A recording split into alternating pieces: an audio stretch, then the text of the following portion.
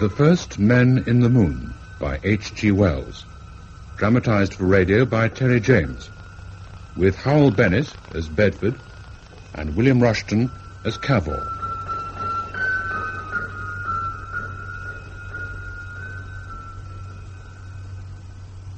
This is a story with two endings. My extraordinary journey with the scientist and inventor of genius, Mr. Cavor, is already well known to readers of the Strand magazine. Long extracts were published in the March, April and May issues of 1901. But at that time, I didn't know there would be a sequel as astonishing as was the original history. We shall come to that sequel by and by. But in the first place, for those who did not read it at the time, and as a reminder, at no extra charge to those who did, I offer the entirely factual narrative entitled The First Men in the Moon by J.H. Bedford.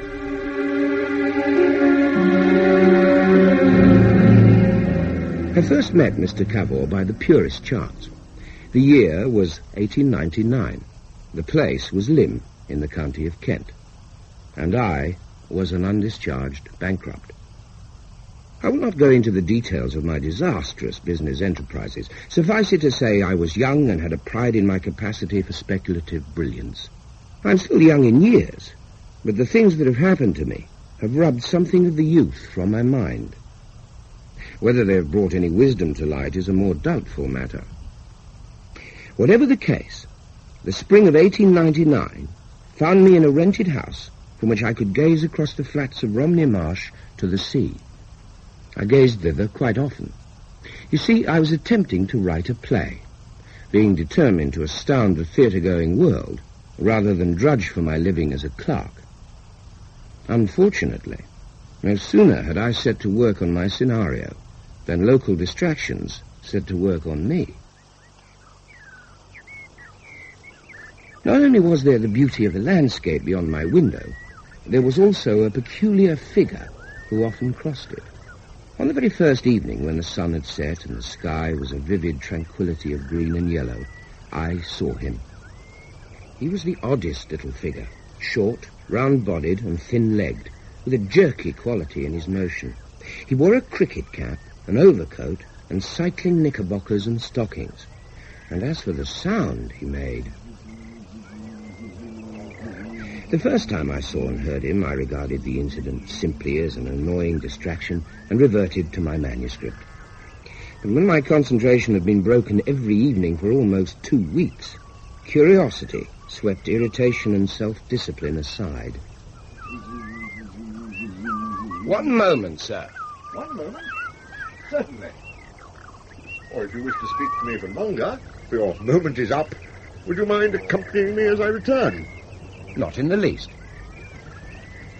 My time for social intercourse is limited, you see. I presume you've been taking exercise. I have, but I come here to enjoy the sunset. You don't? Sir? I've watched you for 13 nights, and not once have you looked at the sunset. Not once. You walk as if in a daze, making your noise. I make a noise? Yes. Zzzoo, zzzoo, zzzoo. I do that? Every blessed evening. I had no idea. My mind is much occupied. I had no notion that I was annoying anyone. It's not a matter of annoyance. Not now. But imagine yourself writing a play. Oh, I couldn't. Well, it's what I'm attempting to do, and it needs concentration. Ah, of course. It's a habit, you see. Well, I must stop it.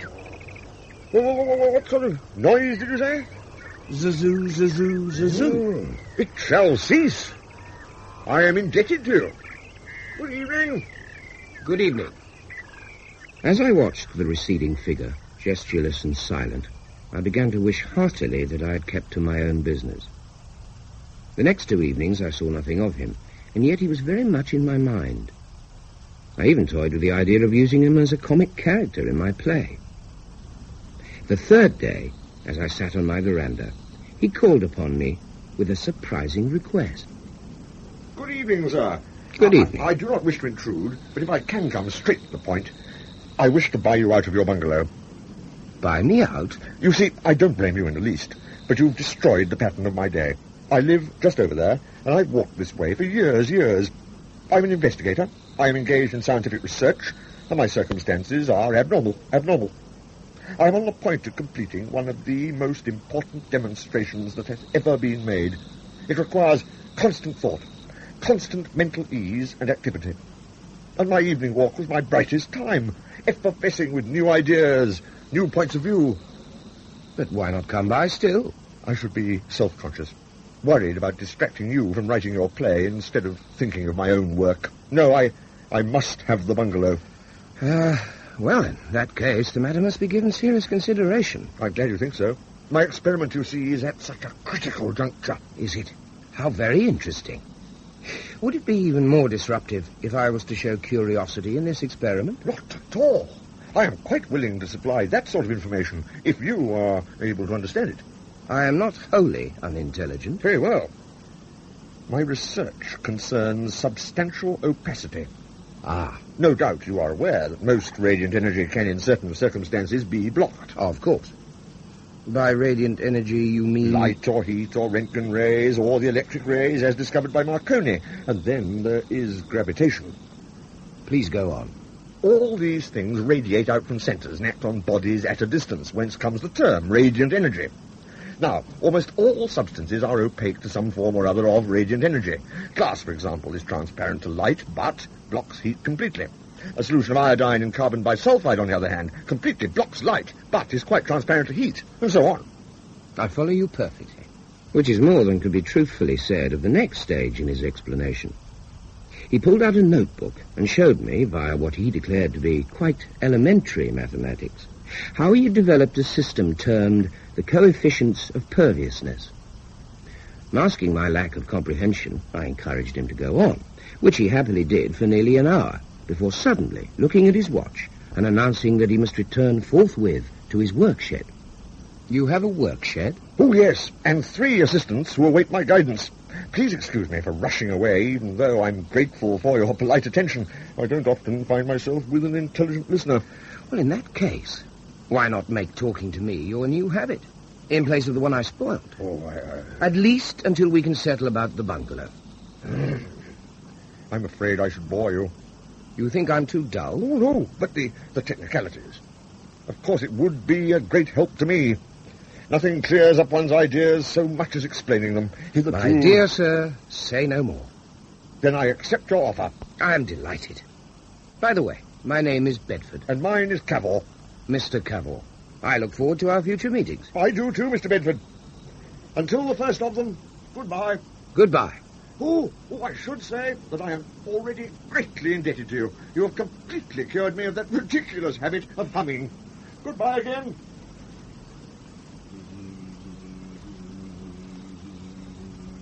At first, his offer to purchase the bungalow had awakened my keen business sense, in spite of obvious difficulties, like my not owning the place. But then I found myself engaged by his enthusiasm for this as yet unspecified project. Reading the signs, I felt that he was no mere crank playing at discoveries. Cavor came the next day, and the day after that, and delivered 2 lectures on physics, little of which I followed, but I clung to my conviction that he was on to something. At the earliest opportunity, I accepted an invitation to visit his house, and the sight of his equipment heightened my interest. Unfortunately, his assistants were a little less inspiring. Gibbs here is responsible for all the woodwork. Spargus does the metalwork and the cooking. And Quaid is a general assistant. But I don't have nothing to do with the furnaces. No more do I. Well, I certainly don't. Oh, come off it, Gibbsy. You've always tended them. Not anymore, though.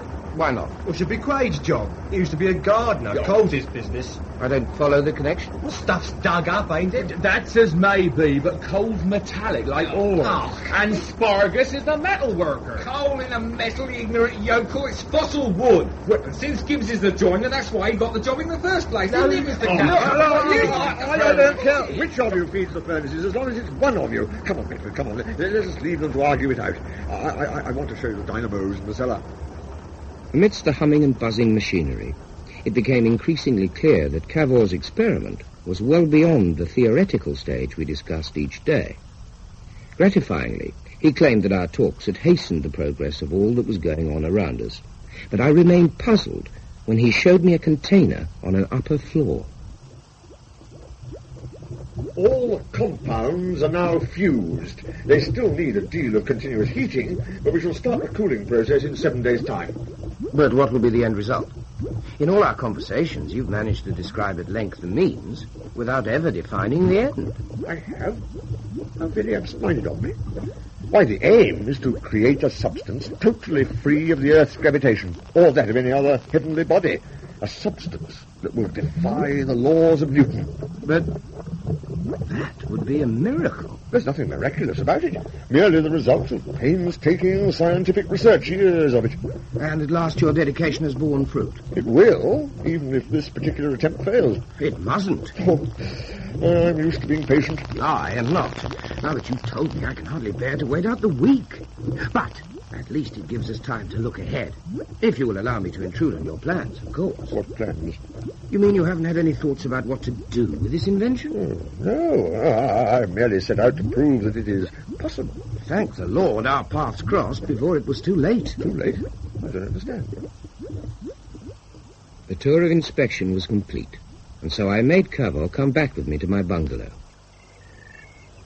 As we walked, I explained, for his own good, how he must go beyond the innocent limit he had set to his ambition. But don't you see? There are no limits to the possibilities of the stuff. If you want to lift a weight, however enormous, all you have to do is to insert a sheet of your substance beneath it, and it can be moved with no effort. This is true. By the way, have you thought of a name for your substance? Anti-gravity matter? That's very modest of you. How about Cavorin? Or Cavorite? Cavorite is better. Need my name come into it? Oh, yes, just imagine. The Central Cavorite Company. Controlling a veritable empire of daughter companies. Rings, trusts, privileges and concessions spreading across the globe. I should be happy enough for simple recognition by the world of science. Oh, naturally, but I shall make sure they don't exploit you under the guise of academic acclaim. You definitely want to help. But what of the play you are writing? I've forgotten it. My dear Cavor, if you want to keep me out of this, you'll have to do it with a gun. From tomorrow, I shall be your fourth labourer. And if the others are still arguing over who feeds the furnace, I shall sort them. We had almost reached my bungalow when the commotion started. I looked back in time to see the chimneys of Cavor's house jerk heavenward. The roof and some of the furniture followed, though all were overtaken by a huge white flame.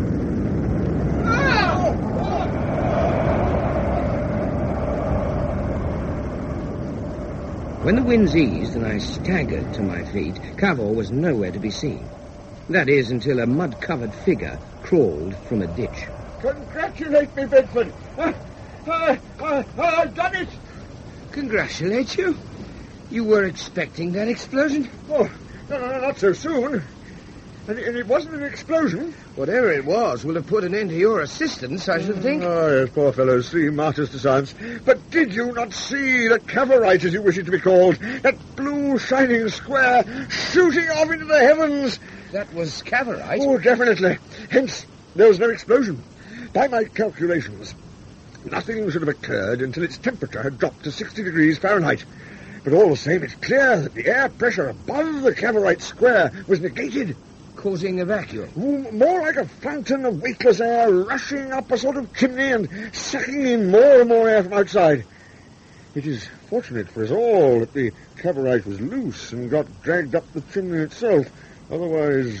the Earth's atmosphere would have been emptied. Eventually. Good Lord. And all mankind would have died of suffocation. Regrettably. In certain circumstances, I seem not to think things through sufficiently. But I'll make sure there isn't the slightest risk next time. It was clear there were unforeseen drawbacks to Mr. Cavor's society. While he was removing the mud from his person, I thought seriously of withdrawing from such a potentially fatal association. And yet, 1 hour later, the two of us were picking our way through the remains of his house. A good half of the building and its contents had vanished into space, and it seemed certain the same fate had befallen the trio of assistants. Until we heard an unseemly row coming from the lane. Good Lord. So they weren't even here. That would explain it, Bedford. They let the furnaces go out. Then you can shift the blame onto them. But they didn't know what would happen. I'd still be partly responsible. And if local damage is extensive, I can't afford to pay for it. Gibbs! Quaid! Spargus! Oh, you're all in one piece then, sir. Yes, and I'm glad to observe the same about yourselves. We feared the worst, having left you here. Well, sir, we decided to settle our differences at the alehouse. And so you missed the cyclone. Eh? The cyclone, my dear Bedford. Only a freak of nature could have done such damage. However, we shall start again with fresh and eager determination. And what is more, Mr. Bedford is going to join us and supervise your labours. He's what? Believe it or not, the three scoundrels went on strike. However, after 2 days, Cavor somehow persuaded them to accept me as foreman, and the reconstruction proceeded apace. Once the work shed was in operation again, all that was left, apart from the creation of more Cavorite, was for its inventor to stun me with his vision of how it could be used. We had been enjoying a walk in a sort of silence.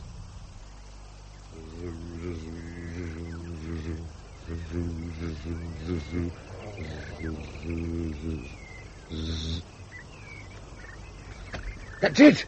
That finishes it! A sort of roller blind. Finishes what? Space! Anywhere! The moon, if you like. What do you mean? Mean? Why, it must be a sphere, that's what I mean. The last batch of Cavorite was made in a flat pan, and once the roof of my house was blown out of the way, up it went. So I remember. Well, if it was shaped as a container, one could go up with it. Well, if one so desired, but... Imagine a sphere, large enough to hold 2 people and their luggage, made of steel, lined with thick glass, containing a store of solidified air, concentrated food, water distilling apparatus, and so forth, and enamelled, as it were, on the outer shell with Cavorite. What do you say to that, Bedford? How do you get inside the thing? Perfectly easy. An airtight manhole. You would get in and screw down the manhole while the Cavorite was still warm, and as soon as it cooled down, you'd shoot off into the air. Yes. Travelling in a straight line into space forever. There's no way you could get back. But I've just thought of a way. The Cavorite part of the sphere will be made in sections, with each section capable of rolling up like a blind. When the Cavorite windows or blinds, whichever you like to call them, are all shut, the sphere will fly through space in a straight line, as you say. But imagine one of these windows open. At once, any heavy or heavenly body that chances to be in that direction will attract us. You see? I'm beginning to. We shall be able to tack about in space just as we wish. But what for? Well, as I said, one might go to the moon. And when one got there, what would one find? We should see... consider the new knowledge. Is there air there? There may be. It's a fine idea, but... Is there nothing in it that attracts you? One could sell the story, I suppose. That's right. And since you are keen on commerce, think of the minerals we might find, possibly entirely new elements. I hadn't thought of that. And it isn't as if we're confined to the moon. There's Mars. Clear atmosphere, novel surroundings, an exhilarating sense of lightness. It might be pleasant to go there. If it was, then people would pay. There's something in this. One could have a whole fleet of Cavorite liners, spheres deluxe. Good Lord, I'm beginning to take it in. The control we would exercise, like the old Spanish monopoly on American gold. We would have a monopoly on whatever was found out there. Planetary rights of preemption. Whatever they are, I'm sure one could have them. I've been dreaming of this sort of thing. This is tremendous, Cavor. It is positively imperial.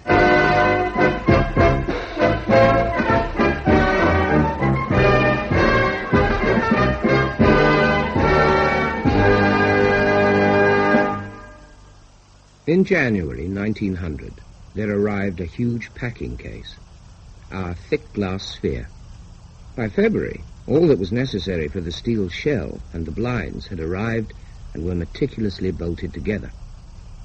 At the end of March, the Cavorite paste was ready to be heated to a dull red glow in a stream of helium.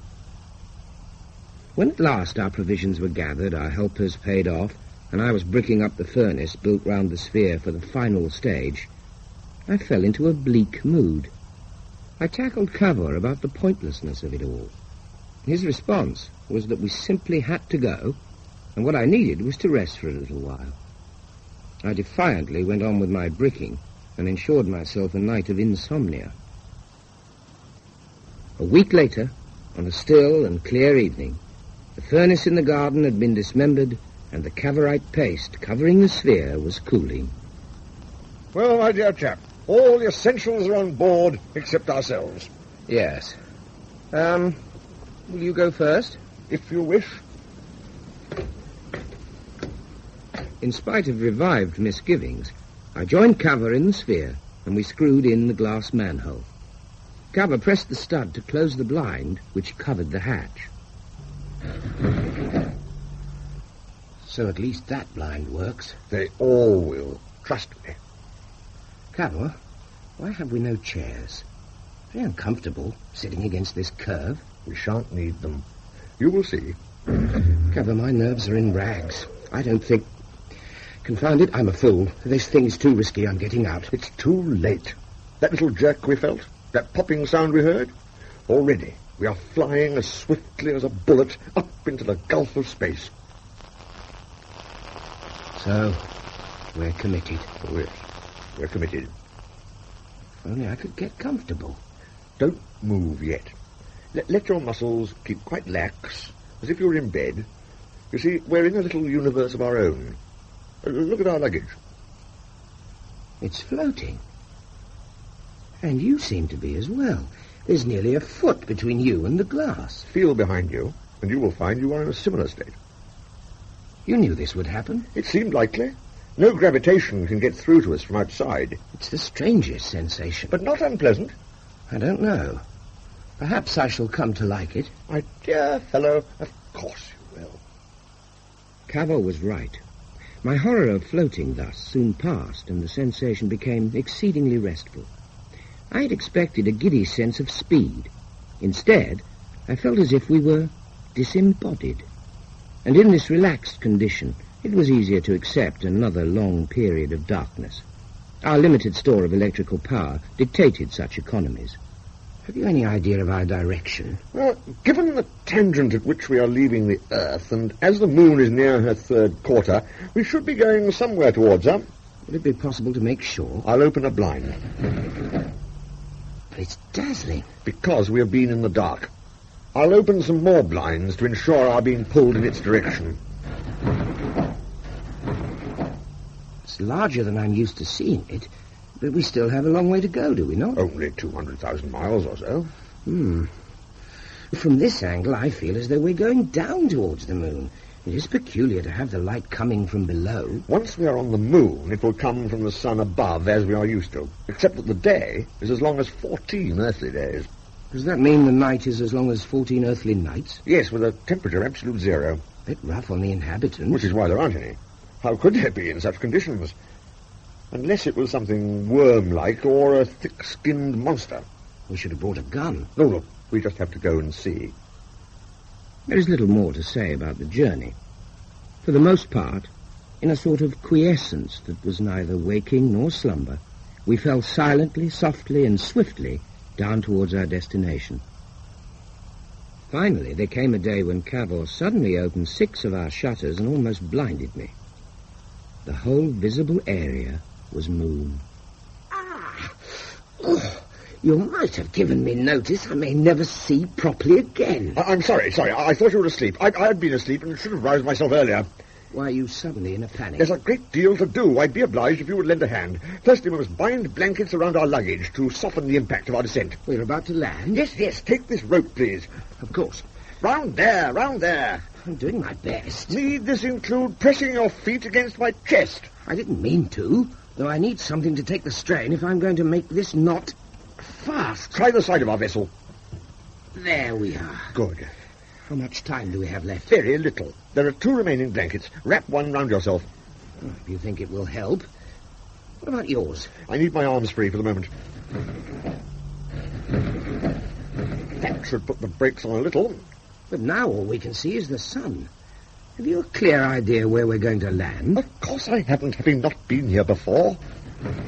Right now I shall be content to meet with an approximately level surface. Stand by to land.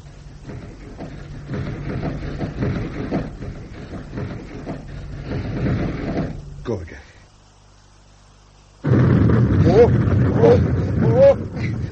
After the first impact, Cavor snapped all the shutters open as quickly as possible. Indeed, it was only possible because the sphere rolled along for a little while. We were like a couple of maddened goldfish, bumping against the glass and against the big bale of our luggage and clutching at each other. Meanwhile, splashing against the outside of the sphere was a white substance, as if we were spinning down a slope of snow. Eventually, the vessel came to a halt. Why then, we have arrived. And are living, if a little battered. Now, if I can stand... it is time, at last, to look at the landscape of the moon. But it's tremendously dark, Cavor. That will be because it's not yet daybreak. The glass is getting moist. Damn it. The more I wipe it, the worse it gets. It's absurd. We've arrived on the moon, and all we can see is the misted-up wall of this bubble we've travelled in. And now, the moisture's freezing. Put on the electric heater, the black knob by your left hand, or else we'll freeze too. Well, that would be a fine irony, to come thus far and then freeze to death. Oh, confound it. At this rate, we might as well have stopped at home. What are we to do? Wait. Now, by my reckoning, the dawn will come in about 30 minutes, by which time our air will be warm and the glass will clear. Oh, be patient, my friend. And so, during the wait, we untied the rest of our luggage. As we did so, the glass began to clear, giving us at last a panoramic view of the lunar landscape. It was the wildest and most desolate of scenes. Drab and greyish rock, lined here and there with banks and crevices of snow. We were in a vast circular plain, which was the floor of a huge crater. At the same time, we rested not far from the edge of another, smaller crater. But it was the higher reaches of the landscape which held our attention. The sunlight is moving down those cliffs with remarkable speed, it'll be on us soon. And on the snow around us. If it is snow, it might be frozen air. Whatever it is, it's starting to steam. It must be air, or it wouldn't rise like this at the mere touch of a sunbeam. Cavor, what of the heat? It has just struck me. Now all the shutters are rolled back. The sphere could behave like a giant magnifying glass. We could fry. This is a possibility. Is that all you have to say? No, I have to tell you, we have a more immediate problem. What? The area we have landed on is melting. If we start to roll... Lord, help us. We're going already towards that little crater. Our second tumble along the moon's uneven surface was much more dangerous than the first. It was not enough that the sphere quickly gathered momentum once the landslip had set it rolling. Within the hurtling vessel, all our belongings were loose and at liberty to do their own damage, and they did their worst.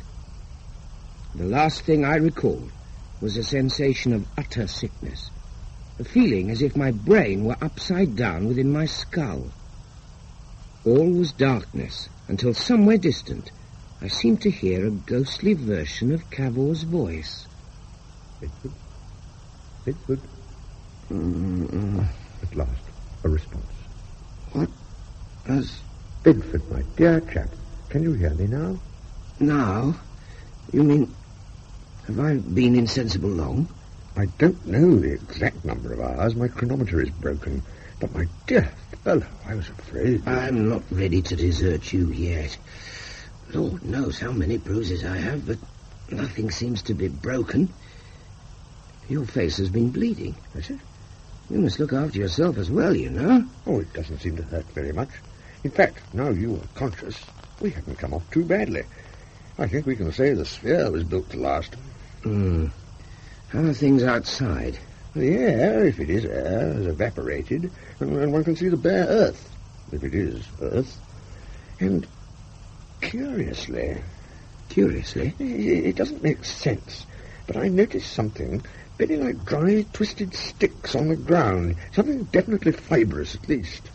On a lifeless planet? Just so. Shall I help you up to see for yourself? Here, come. Thank you. Much pain? Not too bad. I think my curiosity has got the better of it. Yes, I see those sticks of yours. But what about those pebbles near us? They're cracking open. So they are. The heat must be greater than ever. This is where we rolled into a measure of shade. Yes, but inside the pebbles there is green matter, expanding. There are shoots growing out of them. Seeds. Well, when did seeds grow at such a speed? There are masses of them, popping out all over the place. Then there must be air. Though we'd better try a test before we risk an excursion. There was a small valve built into the sphere, through which items could be ejected without much loss of air. While the strange plants outside grew stalks and leaves at a furious rate, Cavor produced a piece of paper from the luggage. He crumpled it, set it alight, and thrust it through the valve. I peered through the glass and saw the paper drop onto the ground.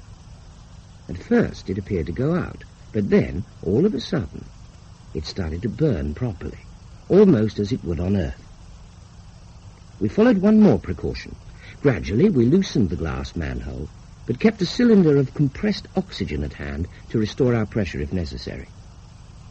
Finally, we clambered out, and Cavor said, in the peculiarly tinny tones created by so thin an atmosphere, Shall we go forth? "Nothing ventured." I'll go first. Oh! My God! You've jumped 30 feet. Wait for me. Oh, good leap, Bedford. We shall have to be careful not to overreach ourselves, but isn't it wonderful to be out of Mother Earth's leaden strings? I'd forgotten one would feel so light. We're at barely a sixth of our earthly weight. If these plants continue to grow at such a rate, they'll be at shoulder height soon. We must hope they have an inbuilt limit. There appears to be nothing else to hinder them. No insects, no birds. Really, this is no world for men, and yet, in a way, it appeals. I'm going to leap over there. What the devil? Look out for this species. It has a very sharp leap. There was a truly stunning variety amongst the bushes springing up all around us. It struck me that right away we had found a source of financial gain. If we could transplant one or two, the sums we could make from horticulturalists would be vast. I shouted out this idea to Cavor and got no response. He was nowhere to be seen. I jumped in the direction I last saw him taking. Several more leaps were necessary before I almost landed on top of him. Steady on. You nearly bowled me over. If you must hide in the bushes... The bushes hid me. They were only up to my waist when I landed here. Well, I'd lost you. We really must make it a rule to keep each other in view. Of course, I'm sorry. It's this newfound athleticism. I was never much of a sportsman on Earth, you know. In spite of the cricket cap? What? Oh, this old thing. I only wear it because it fits. Oh, no. It's the truth, I assure you. I'm not talking about your cap. Where's the sphere? Eh? Where is the sphere? I can't see it. I think we left it over there. I'm not sure. Anyhow, it can't be far. Can it? All about us on the sunlit slopes, the darting shrubs frothed and swayed. For an age we leapt from crag to plain and back again. Oh. No sight of it from here either. I think, after all, it might be over there.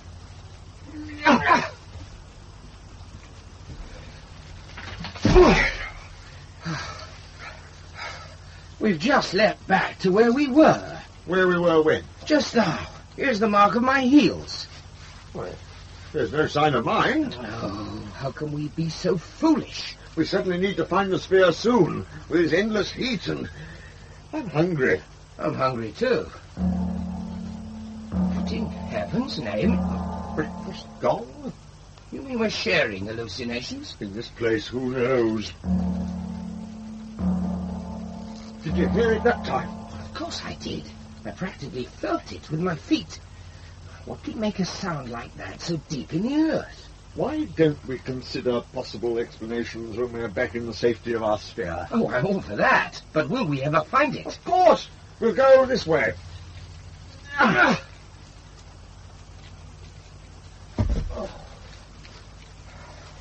Still no sign. Oh, dear. Possibly it's overgrown. A highly cheering thought. At least that blessed booming has stopped. What on earth? Instead of which... It almost sounds like an iron door, but on a huge scale. Opening? Probably. So they may be coming up. If anyone's there. Well, the door would suggest entries and exits, would it not? Now, of course, the door itself is only a supposition, until we're captured and dragged through it. Calm yourself. In view of our situation, in spite of our situation, I'll do my best. I'm sure you will. Now, for the moment, we had better crawl. The plants will give us good cover, and it may even be easier to spot the sphere looking between the stalks. All right. But which way? Well, we haven't tried that direction. Eh? Have we? Whether we had or no, that was the direction we took. After we had crawled fruitlessly for a considerable time, our ears were assailed by new sounds.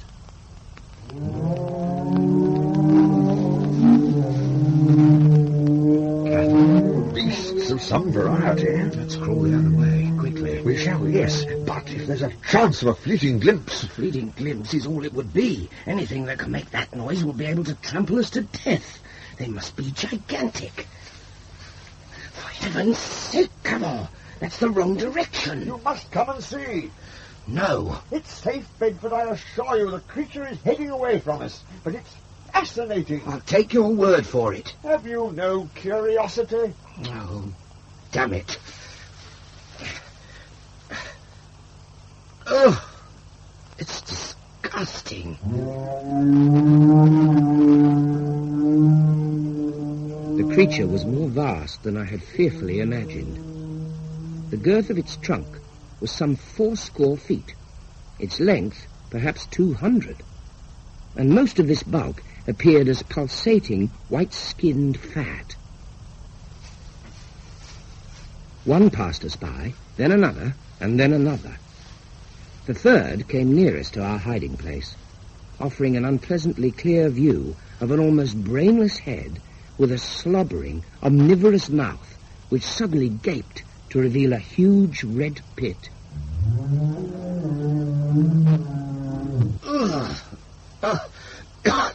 The stench of its breath alone might be enough to kill us. Don't worry. Oh dear. It's on its way. Though for all its unpleasantness, there's something youthful about its cry, a mere moon calf. If that's a calf, I don't want to encounter one that's fully grown. Come on. Look that way. There's another creature behind them, driving them along. This is an historic moment, Bedford. Our first view of a selenite. What? Selenite, moon man, after Selene, the moon goddess. With those tentacles and hard casing, it looks like an insect would if it walked on its hind legs. The leathery exterior might be clothing or armor. Concealing a soft and gentle creature within? We may never know now. Once they had gone, we set off in the opposite direction, continuing our search for the sphere. At one time we came close to another pasture littered with gross grazing moon calves, and we saw another selenite in charge of them. He stood on a promontory of rock, which gave us a chance to study him more easily, though I was still afraid we would be discovered. He was a compact, bristling creature, perhaps 5 feet high, with whip-like tentacles, short arms which barely projected from his shiny, cylindrical body case. The form of his head was hidden by an enormous, many-spiked helmet, and when he finally moved off, he carried himself upon short legs that flimsily led down to tiny feet. After seeing him move along a mooncalf by driving his spiked headpiece into its flank, even Cavor became loath to strike up a closer acquaintance. Once more, we reverted to our increasingly desperate search. You're lagging behind, Bedford. I can't help it. I feel weak. I must have food. It's a case of holding out. I can't. It's as bad for me. What about this fungus we keep crawling past? It looks edible enough. Yes, it even smells all right. Don't. Why not? poison. I'll chance it. It's a gamble between that and starvation. And just a fragment at least. But the risk! Good. Oh, Lord. A bit like mushrooms, but easier to swallow. Will you join me? If Please yourself. If it should prove toxic. Oh, confound it. Pass them over. Thank you. Not unpleasant. I have to admit it. Leave some for me. But you had a head start. I'm bigger than you are. I've been leaping just as far. When we still felt free to leap. I hate this crawling. If we hadn't crawled, we might not have spotted our breakfast. Or is it lunch now? Whatever it is. Good. Infernally good. Good old Selene, goddess of the moon, she has provided. I wonder what the Selenites themselves eat. I was damn fools if they ignore this stuff. It's infernally good. What a home this could be for our surplus population. No starvation. Wonderful idea. All your scheme will come to fruition, Bedford. Phi-oo. Whoops. Rosebury, my friend. Head swimming a bit. Sudden food after fast. You stay the same. So, good job. I found food, miss. You didn't discover food. I did. Well done. Thank you. Necessary act. We are the creatures of what we eat and drink. But we are soldiers of fortune, too. And now we must annex this moon. Yes. Forward and no shilly-shally. On our feet. Eh? No more crawling. Give them our stomachs. Must have human dignity. Here.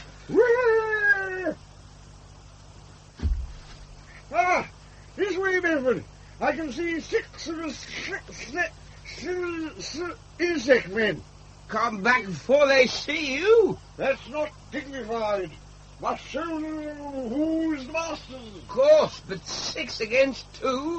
50 odds. Come on, man. Another historic moment. Woohoo! Hello, you insects. Here we are, my friend and I. We're not hiding anymore. Cavor! Cavor!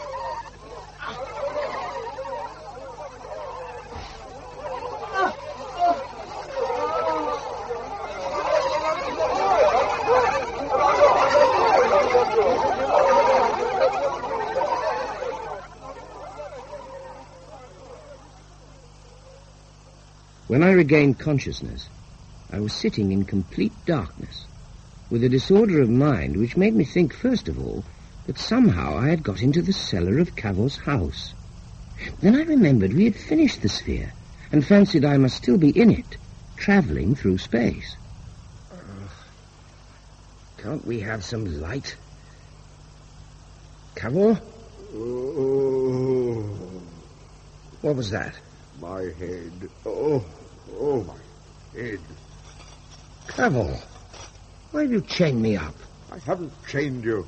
It's the Selenites. The Selenites? Oh, Lord, I remember now.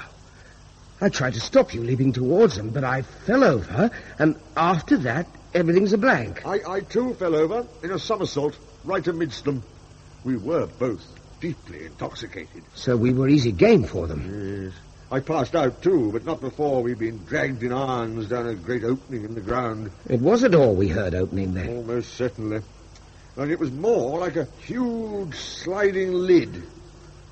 What are we going to do? How should I know? You better think of something. You got us here, charging straight into their hands like that. My mind was unhinged by the fungus you made me eat. Without it, we might have died of hunger.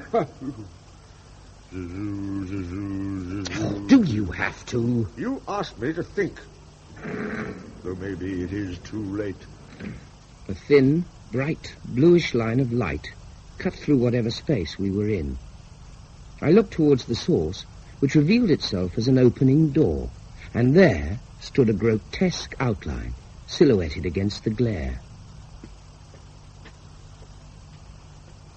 The Selenite came forward and reached a point where the light gave us a clear and shocking view of his face. There were no ears or nose, and the thing had dull, bulging eyes at the side. The mouth was a severe downward curve, and the neck, which held up this mask-like vision, was jointed in 3 places. He stared at us for a while, and then shuffled out. The door closed, and we were back in pitch darkness. I suppose he was checking that we were still alive. You were right about them wearing armour before. That one looked like he was made of blancmange, except for his curious neck. I suppose all those joints are to help them balance. I wonder they don't bump into things with eyes where their ears should be. They are definitely physically adept, all the same. The tunnel we were first taken into was no rough burrow, and we now know there are lights outside this cell. They might have put one inside it. This darkness is beginning to unhinge my mind. We'll never get out of this mess. Of course we will. There must be a way. If only we can establish rational communication. Well, we could try geometry, one of the great basic principles. Since these creatures are clearly intelligent... You'd have to ask for pencil and paper first. One could draw in the dirt, Bedford, in the air even. I must clear my mind, ready for their next visit. Our jailer was in no hurry to give Cavor an opportunity to test his theory. Heaven knows how many hours we languished in that grim darkness. Though when the Selenite returned, it was not merely with the intention of staring at us. I think that gesture means we're to get up. This is our chance, Bedford. Now then, sir, can I show you something from Euclid? He's keener on showing us the door. Well, at least he's freeing our legs. 4 more Selenites were hovering outside the door. They were taller than our jailer and wore armour and helmets. In addition, each carried a spiked metal goad. We were ushered down a short tunnel into a cavern filled with pounding complex machinery. This is stupendous, Bedford. I think it's a refinery. Do you see that bright liquid flowing in that tank there? Yes? It's molten phosphorus or some lunar equivalent. There's a channel carrying it off into the tunnel beyond. Liquid light? Yes. Which could be bottled and sold. Oh, that's right. Oh, I'm glad to see you're regaining your interest in life. Perhaps you and our hosts could barter. There must be some earthly items they lack. The import-export possibilities. Uh-oh. What is it? One of our goat-carrying friends wants us to move on. But we've hardly had a chance to take it all in. I'll try and show him we're interested in the process. Me not come just yet. Me want to look round factory. He isn't convinced. How about your geometry idea? Very well. If I might show you a right angle... He stabbed me. It's outrageous. Look here. We're not going to stand for that. Whatever you think, we're not cattle, you know. We'd better comply quickly all the same, or else the mob will see fit to deal with us. But there must be 100 of them at least.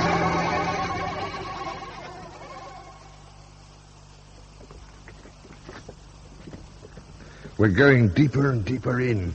How can you tell? The drop in temperature. It's the opposite of burrowing into the earth. Here we have a network of caverns and possibly a sea at the centre. That's what we should find. If you say so. Thank goodness we now only have our escort. The crowd back there frightened the life out of me. We were obviously of great curiosity value. The nerve of it. As if we were animals. But they aren't either. When they find that we have reasonable minds, they'll want to learn about the earth. And how will they question us? By more wounds like the one you're nursing? That was only because I defied them. A fine civilization. Given that these are the lower orders here, at least they made themselves plain to us. Oh, no doubt about that. Meanwhile, all around there are signs of a higher intelligence. I hope we're being taken into its presence. Just think, it is already a tremendous occasion, the meeting of 2 worlds.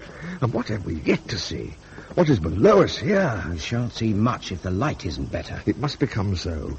We've been following that stream of phosphorus very closely. Not so far. And logically, there must be a central point at which it accumulates. I cannot help but be excited at their handling of natural resources. Well, you better rein in your enthusiasm. Why? Oh, no. The glowing blue stream of phosphorus had dipped suddenly out of sight, and we were at the edge of a gulf so deep and wide that neither the bottom nor the far side were visible. A thing like a gangplank projected from the edge of the cliff and stretched out into the void. An unarmoured Selenite tugged at my arm. I resolutely stayed put. He walked out onto the gangplank as steadily as if it was firm earth and beckoned.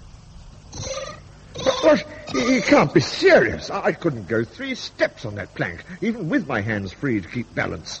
They can't know what it is to be giddy. What chance do we have of explaining? We must try. Impossible for us cross bridge. No light. No handrail. We fall. Don't push me like that. Ow!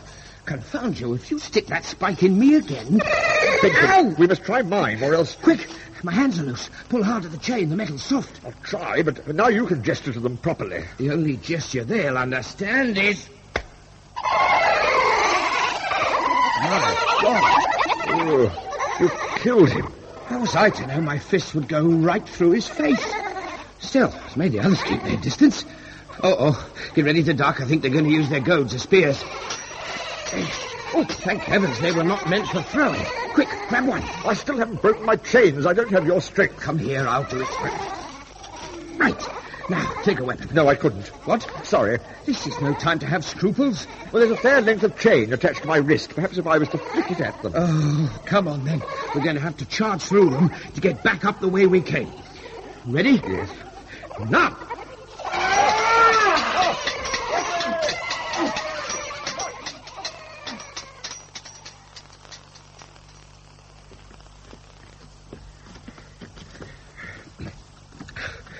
You've spoilt it all. What on earth do you mean? The violence. Completely the wrong thing. Nonsense. It was that or death. Yes, well, what are we to do now? Try one of these side tunnels. We'll go somewhere along and hope they don't look up it too carefully.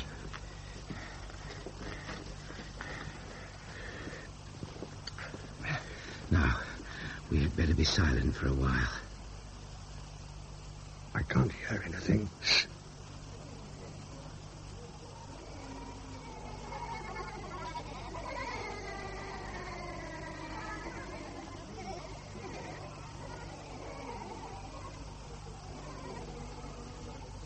Some luck at last. They've missed us. At least we'll have a breathing space in which to work out our next move. I think our luck is even greater than that. Why? Up there, at the end of the tunnel, there's a sort of light, and it's not bluish like the stream. A way out to the surface? It's possible. Do we risk going on? Of course we do. What is there to lose? With the glorious prospect of daylight as our goal, we clambered up a shaft which ran in a steep incline from the end of the tunnel. I eagerly led the way with my hopes of freedom leaping and bounding ahead of me. After a few minutes, the cleft opened out, and I hauled myself onto a small plateau. The sight I found there almost caused me to beat my head against the rocks in disappointment. Dearman, blast! What is it? Our source of light. Luminous pink mushrooms. A whole little forest of the cursed things. Oh, Lord. But how extraordinary. Don't start extolling the scientific wonders of it. As you wish. I would have sworn it was daylight all the same. Phosphorescence is usually green or blue. How many more tricks has this place got in store for us? What are you doing? Booting as many of the blessed things as I can back down that hole. I suppose I may at least vent my frustration on the plant light. Yes, if you wish eventually to put us back in the dark. Plenty of them left. Thank you very much. How I long for real daylight. An English dawn over the Kent coast. Our situation is all your fault. My fault? Our chances would have been better if you hadn't killed that selenite. I told you before there was no alternative. Cavor, I've just noticed. These chains, I'm certain of it. They're made of gold. Yes, they are. The spear is, too. If gold is their commonest metal. Perhaps if we could hold out for a few days, news of our presence might filter down to the more intelligent selenites. This gold. If only we could get back to Earth and return with reinforcements, with guns. That is a horrible notion. More sensible than trying to impress idiots with Pythagoras' theorem. When I came to the moon, I should have come alone. But you didn't. Now, how are we going to get back to the sphere? There's an air current here, which means the shaft is not a dead end. It might become very narrow further up, of course, but we could at least... Quiet a moment. The Selenites. They're in the lower passage. They might not think to look up here. Perhaps. But they will. This time it really is my fault. They'll see the mushrooms I kicked down the shaft. Then we must climb on and hope we don't get stuck. We climbed perhaps a few hundred feet before getting to a grating. I was able to bend the grating bars enough for us to squeeze through, and once more we were in a large cavern. At the far end, a group of Selenites was occupied in cutting up a dead moon calf. Near us was a pile of very large crowbars, like the ones the butchers were using to turn over the gigantic carcass. I exchanged my spear for one of these. Can we not sneak through without their noticing us? We'll try. They're pretty well distracted by their ghastly work. Oh, that came from behind. Yes, one of our hunters is squeezing his way out of the shaft. Where are you going? Back to discourage them. I swung at the first comer with my crowbar. One blow was enough to crumple him. Then, from behind his corpse, the point of a spear flashed out from the grating. I grabbed it, turned it around, and drove it back into its owner. The point had broken off, which seemed to make it inoffensive enough for Cavor to use. He had caught up with me, and now stood guard by the shaft. In the meantime, the butchers had left their work and moved towards us, brandishing their little axes. They were short, thick little beggars with long arms. Grabbing a second crowbar, I made a charge, which scattered them for a while. Bedford! What are you doing here? Look, they've started to come through the grating again. Oh, I'm sorry, but from back there I can see something going on beyond the carcasses. They've got what I think is a gun. More like a crossbow. Come on, run.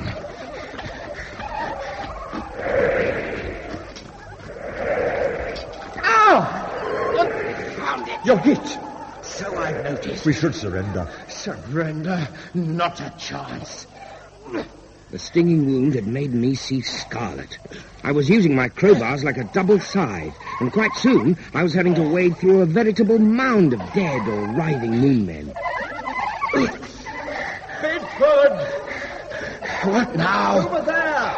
They've no weapons that can stop me. Not a weapon, I can see light. White light this time. Another trick? I don't think so.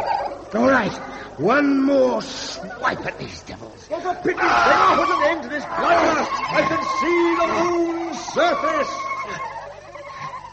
When it was quite clear that I had totally triumphed in the battle in the butcher's cabin, I hastened after Cavor. There was a slanting gallery which led to the moon's exterior, and we bounded up it like exiles heading for our native land.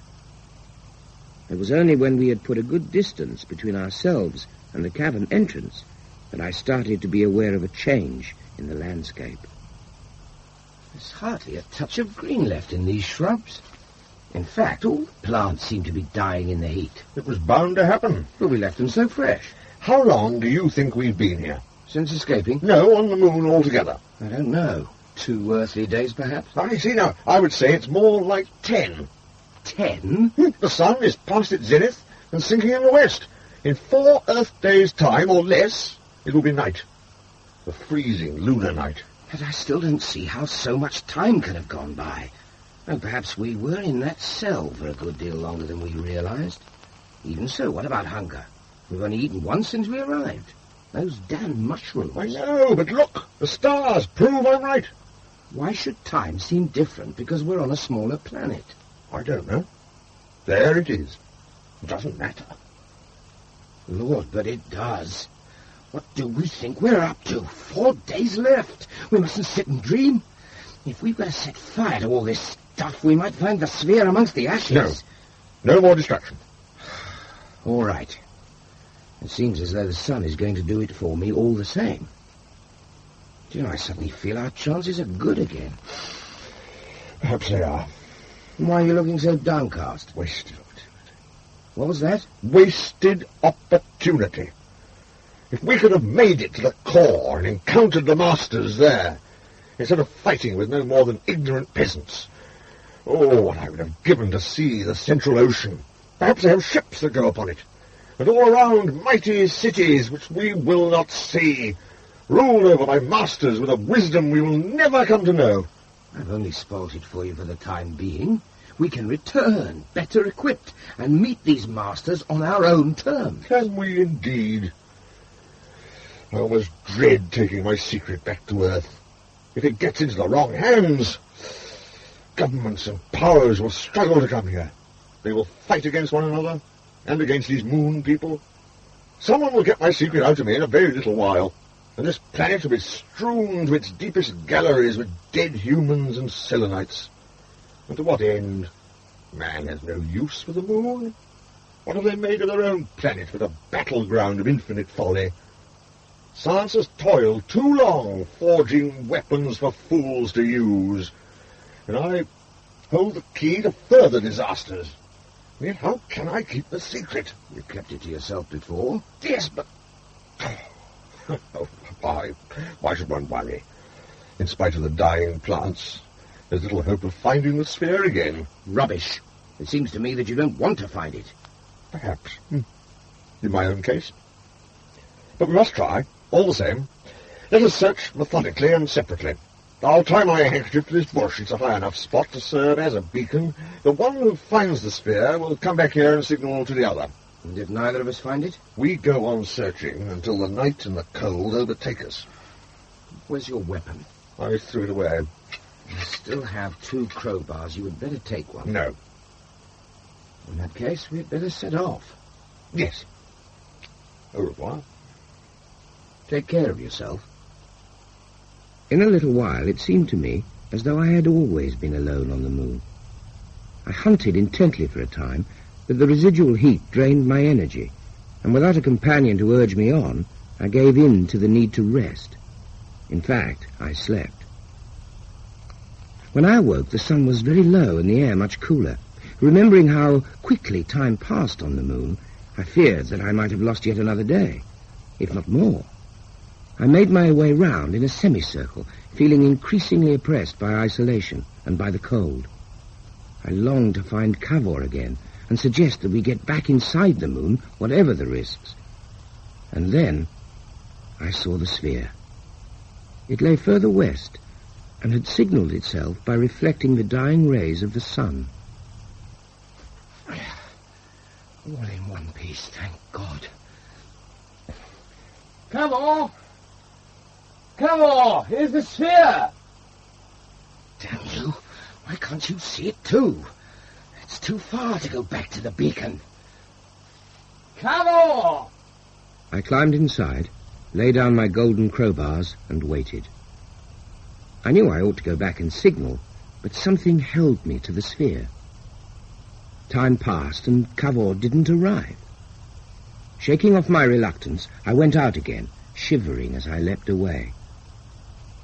Once I had reached the beacon, I scanned the world about me and saw nothing but empty terrain, and far away, the opening of the tunnel up which we had fled.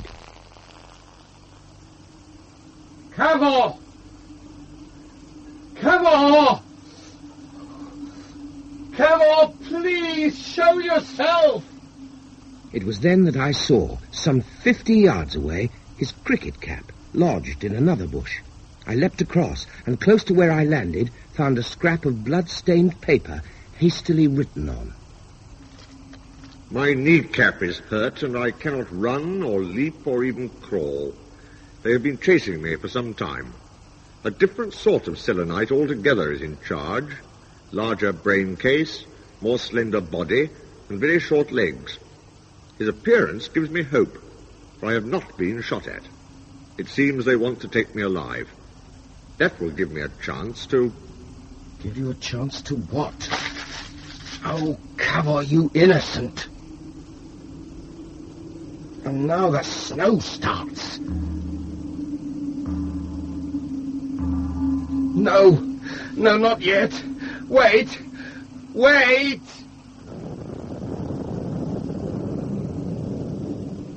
With the tunnel closed, there was no chance of rescuing him. The final night of space was falling all around me as I tumbled into the sphere. I was a stupefied, half-dead being with icicles hanging from me. The shutters. No, not yet. The manhole cover. Come on. Go tight, please. All right. Now, which button for the heater and light? I should remember. Here goes. Wrong. Wrong again. Very well. I might as well hit the lot of you.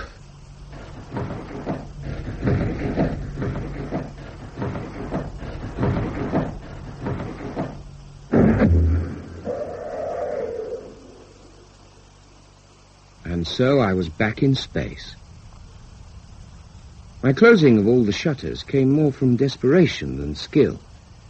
But I had a long, sad, and lonely journey home in which to learn control of the sphere. Even so, it was with a huge measure of luck that I eventually brought the vessel closer and closer to an expanse of sea.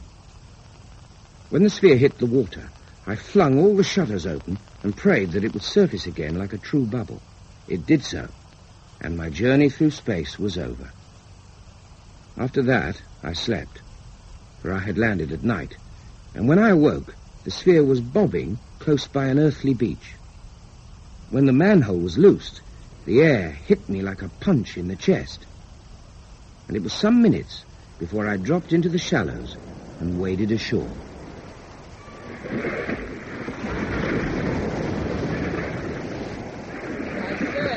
Hello, my man.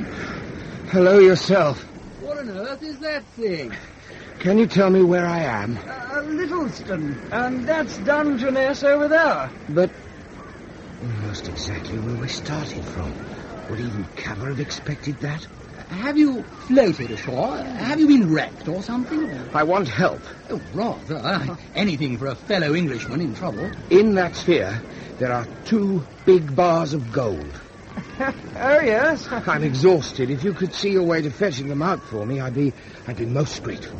I don't want to risk leaving them there, you see. Oh, come on, Desmond. Let's see if he's pulling our legs.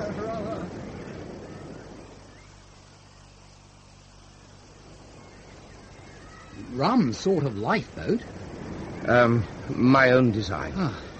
Well, you're right about this stuff, you know. It is gold. And each bar's at least 6 foot long. Where did you get it? On the moon.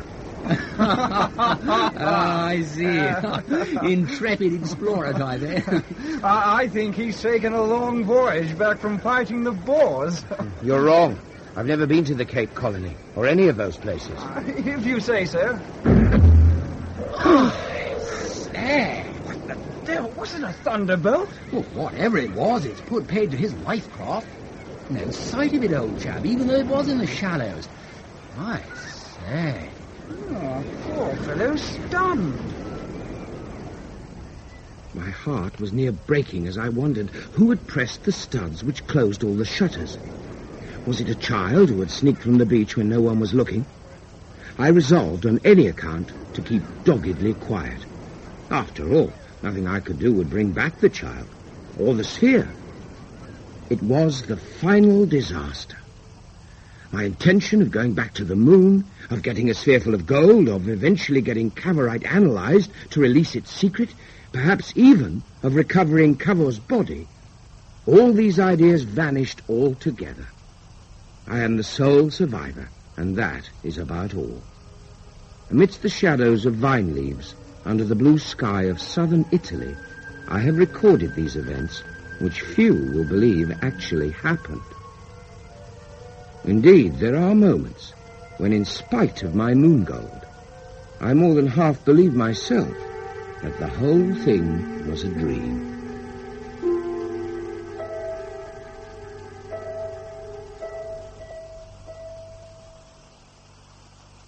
Thus, I concluded my narrative, I wrote the end, made a flourish, and threw aside my pen. By the time the extracts had appeared in the Strand magazine, I had moved on from Italy to Algiers. There, a letter was forwarded to me, an astonishing communication from a Mr. Julius Wendigee. Dear Mr. Bedford, forgive me for writing to you when we are unacquainted. Forgive me also for my not always precise English. I am a Dutchman. However, I feel you are interested in what I am going to say. 3 years ago, in 1898, I built for myself an observatory on Monte Rosa in the pass of San Gothard. There I have experimented in receiving electrical messages from outer space. In particular, I did hope to hear messages from Mars, as did the esteemed Professor Tesla in America. So far, fortune has failed me there. Instead, I received transmissions from the moon. Tesla's messages from Mars were incomprehensible. Mine were, obviously from the start, in Morse code. When I had decoded them, they proved to come from your former companion, Mr. Cavor. If it was possible, I wish to invite you to visit me, for the messages continue and are extraordinary. I remain, sir, your obedient servant, Julius Wendigee, Bachelor of Science. It's in your bed, Professor. At last! Come in, Mr. Bedford. If only you had been here some moments sooner. Another message? Yes, but there will be nothing more today. Mr. Cavor indicated that he was halting transmission. A greatly fragmented bulletin, but I will show you it and the others later. First, you need a rest after traveling. Some refreshment, perhaps. I would rather look at the transcripts first. Of course. I am amazed that those primitives should have such a thing as a radio transmitter, let alone that they should permit Cavor to use it. I think you will be surprised about these moon men when you come to the later details. The first messages concern the making of the space vehicle and your journey. He gives the formula for Cavor, right? Alas, no. Oh. But perhaps in time. He'd better. It's our only chance of getting him back. If that is his desire. Of course it is. Or it will be once he's learned his fill of life up there. I know the man. We were very close. Ah. You look skeptical. You had better read. Some of this is desperately unfair to me, you know. To say that once on the moon I became impulsive, rash and quarrelsome, and to blame my intoxication for getting us captured. Well, I was not there, so... And this, mistaking certain gestures of theirs, he gave way to panic violence. I still bear the scars of those certain gestures. It all sounds very unfortunate, but at least they did not kill Mr. Cavor when he gave himself up. He did not give himself up. He was bloodily captured.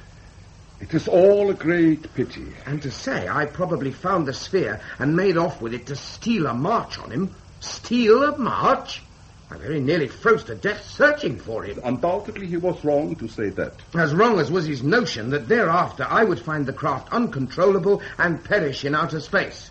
The light of that sits angrily before you in your own observatory. I am sorry these details have upset you so, but I could not hide them from you. No, I realize that. And I'm not blaming you. At least, in the rest, you are not mentioned at all. I'm not. It's probably as well. I think I shall accept your offer of refreshment before I read on. After supper, I retired to Wendigee's guest room and read the rest of the transcripts before falling asleep. The following morning found us back amidst his electrical equipment in case a message should come. You are looking much happier now, Mr. Bedford. Oh, yes. Once Cavor gets away from slandering me, it's capital stuff. So, they transported him down through the shafts in a sort of balloon, and they took him to see the great Central Sea. That was one of his main obsessions. And this Phi-oo, who has learnt Earth speech at such a speed, seems a kindly and intelligent creature. That gives a warning of a possible message. I shall try and decode immediately for you as it comes through. Thank you. My friend and guide, Phi-oo, tells me I am to be taken into the presence of the Grand Lunar. The receiver may have picked up dots and dashes, but once again I was hearing the voice of this muddled genius. I felt I could even see or hear what he described. The Grand Lunar is total master of the moon. But before I am given my audience, I must clearly understand the order of existence here, so that I may appreciate his greatness. Phi-oo tells me that in the moon, every citizen knows his place. He is born to that place, and the training, education, and surgery he undergoes fits him at last so completely to it that he has neither ideas nor organs for any purpose beyond it. Am I right, Phi-oo, in thinking that is why the cleverest of your people need to be carried from place to place, like we are? Yes. Only brain grows big. Limbs and bodies stay small. Does this not anger those who have to carry them? No. They only know carrying. This is store of knowledge. My God, what are these creatures? This row of brains not move and laugh.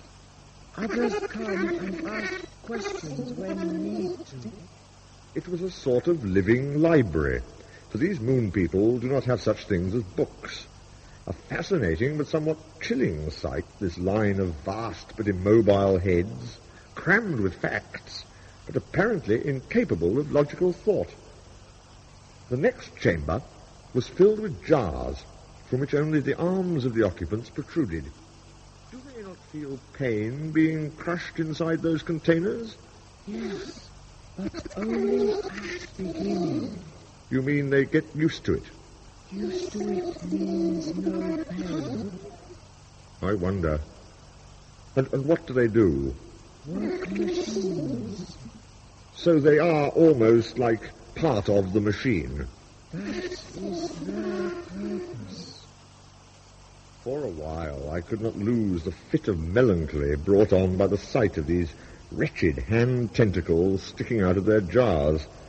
Though, of course, it is really, in the end, a far more humane proceeding than our earthly method of leaving children to grow into human beings and then making machines of them.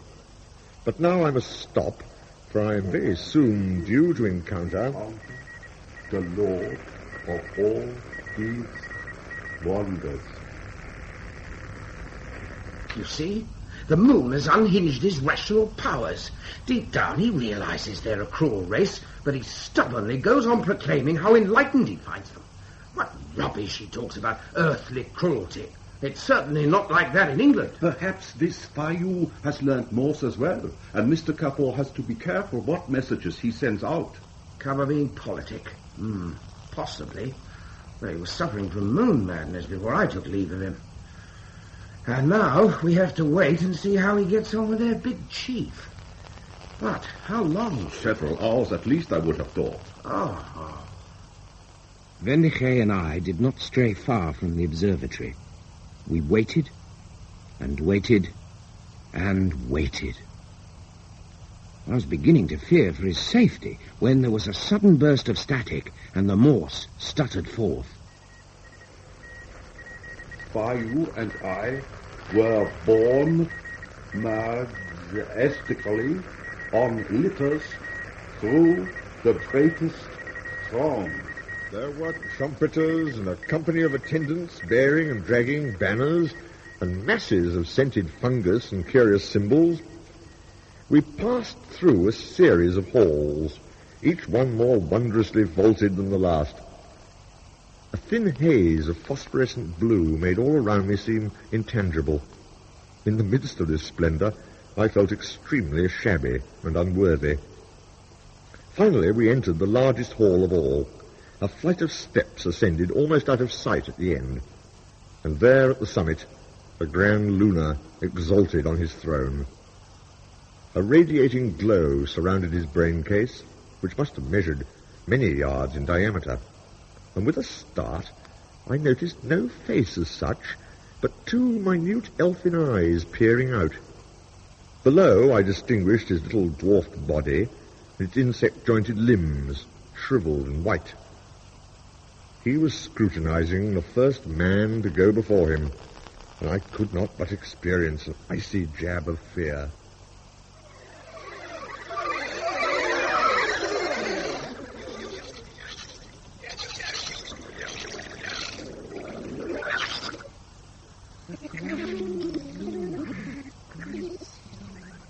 And I would like to...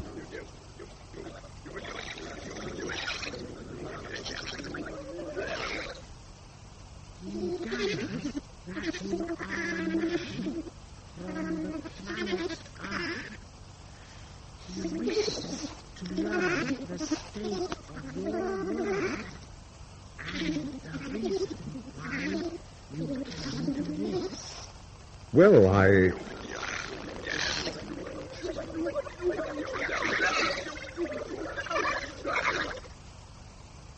He says we feel great wonder at your planet. That he understands men live on the surface, not beneath. That is... Continue. Oh, may I? Thank you. That is true, Your Majesty.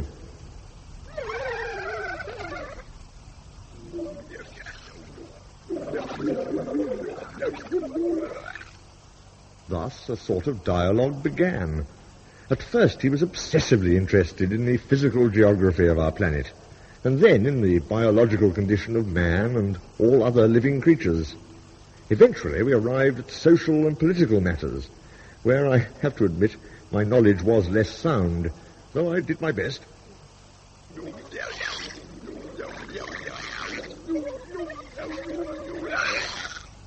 Grand Lunar is greatly worried by this, what you call, democracy.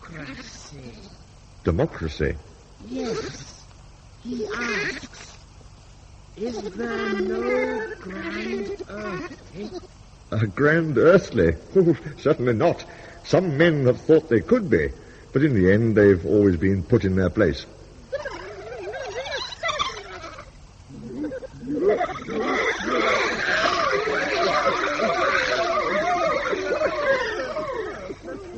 What's happening? They spray Grand Lunar with water to cool his brain. Good Lord, because of what I said? Yes.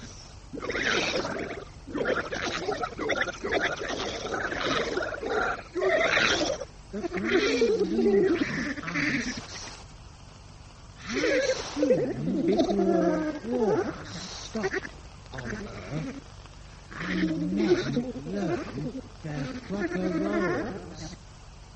Quite frankly, I should think never.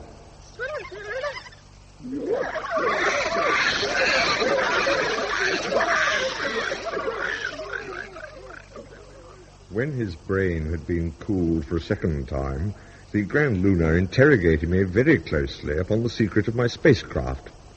In a little while, I was allowed to put questions of my own to him, and at last I realized why, in spite of the vastness of their science, they had never discovered a substance like Cavorite. It seems they know of it in theory, but to create it is an impossibility. Because there is no helium on the moon. And helium... Oh, no, this damn machine. It is not my equipment. Atmospheric incursions. Quickly, what does he say? Cavorite, made as follows. Take what? Euless? I do not know this English word, Euless. It isn't English. Perhaps he was trying to say it's useless. Come on, Cavor. Come on. That is it. For heaven's sake, is there no way you can send a message out asking what's going on? I am still in the process of developing a strong enough transmitter. How long before it's ready? I do not know. Months. A year, maybe. I can't wait until then. The progress of science can rarely be forced. What progress? We're stuck down here while poor old Cavor is... Oh, Lord, I can see it as if I was there. He's struggling with those damned insect men, perhaps even fighting at last. They may have killed him. They'll have to, because he finally realized what they were like. All because they now know what we are like. Your friend was very candid and open in what he told the Grand Lunar about life on Earth. But Cavor hardly knows anything about life on Earth. He should have kept his mouth shut. Wendigee, are you sure that receiver of yours is switched on? Oh, yes, it is switched on, but I fear there is nothing more to receive. Even so, we sat for hours waiting in that little observatory, trying to ignore the obvious truth that Cavor had been forced into the unknown, into the dark, into the silence that has no end.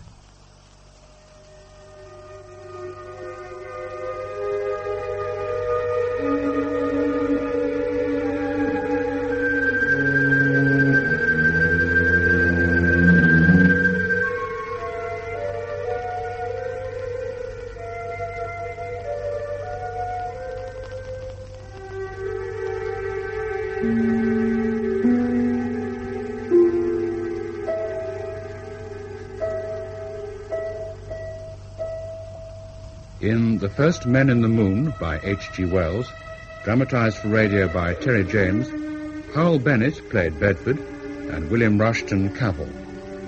Wendigee was played by David March, Phi-oo by Paul Rosebury, The Grand Lunar by Stephen Garlick, Spargus by Malcolm Gerard, Quaid by David McAlister, and The Two Men on the Beach by David Bradshaw and Hayden Wood. The First Men in the Moon was directed by Glyn Dearman.